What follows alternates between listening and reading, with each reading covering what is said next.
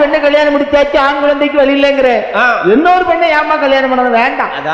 சரி, எப்படின்னா ஒரு யாக சாந்தியாவது வளர்த்து பார்க்கலாமே. சரி என்று அந்த மக்கத்தூர் வதியிலே ஒரு வேள்வி குழி வெட்ட வேணுமே என்று 52 அடி அகல கீழே 63 அடி நீள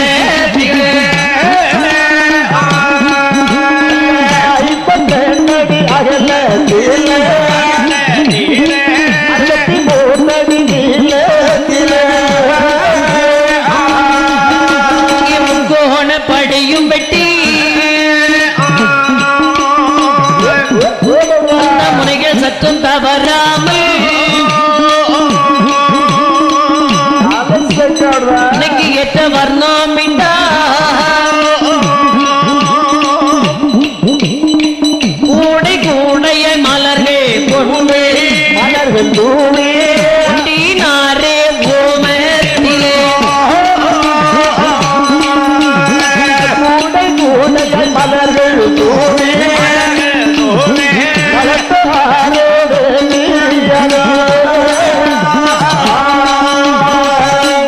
52 அடி அகல 63 அடி நீளம், ஏறுபடி இறங்குபடி 21 படிகள்.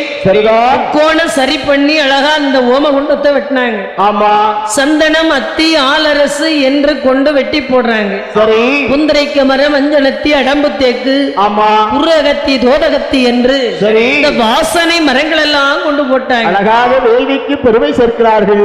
என்ன செய்தார்கள் பாருங்கள். என் அம்மா செய்கிறார்கள். எண்ணெய் குடத்திலே 7 மீட்டா,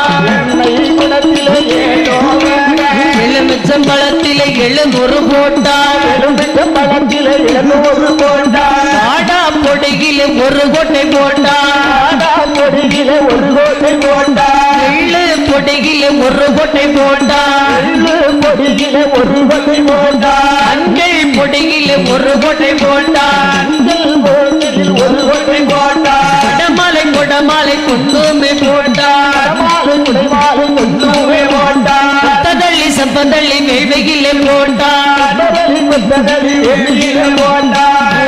பொறியும் கொண்டே போட்டார், பொறியும் கொண்டு போட்டார், நல்லெண்ணெய் நரமையும் கொண்டு மெய்யிட்டார், அருகிய கும்ப குடங்களும் வைத்தார், கும்ப குடங்களும் வைத்தார். 6 நல்ல பெண்கொடி மாரழகு வேள்விக்குழி அருகிலே அமர்ந்தார். ஓமக்குழியை சுற்றி அழகா உட்கார்ந்து ஓமம் வளர்க்கிறாங்க. ஹரேகரா சிவசிவா என்ற தேவாழ்கள்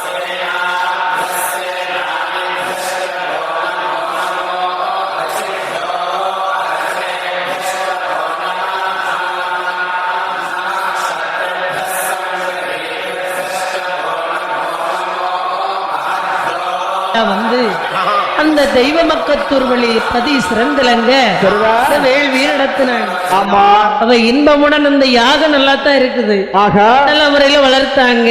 சரி, அப்பவாது குழந்தை கிடைக்காதன்ற ஒரு எண்ணம் தான். ஆமா, மகன் ஒருவன் ஆம்பளை பிள்ளை வேணும் கண்டிப்பாக என்று இவ்வளவு கஷ்டப்பட்டாங்களே.